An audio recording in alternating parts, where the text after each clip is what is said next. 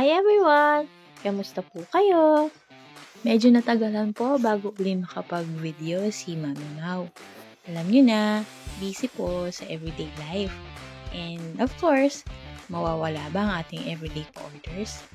And for today, let me share with you ang aking pong mga procedures kung paano po mag-pack, mag-create ng order, and gumawa ng pansit. Some days po, ang gumagawa ng mga orders ay me, myself, and I. Ako lang po. Tipid din paminsan. Sigurado po ako maraming nakaka-relate dyan ng mga kusinera or mga bakers.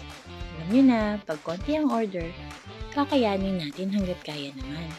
But some days, kagaya po nitong nasa video, medyo marami po ang order, so we need backup.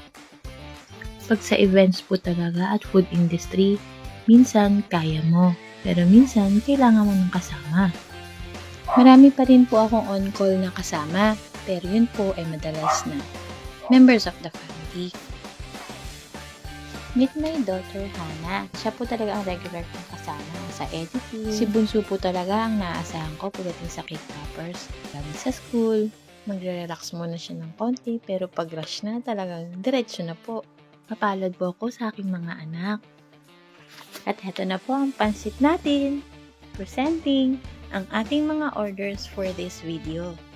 Maraming salamat po sa aming mga customers na nagtiwala sa aming produkto, sa aming serbisyo, at maraming salamat po sa inyong patuloy na pagtangkilik.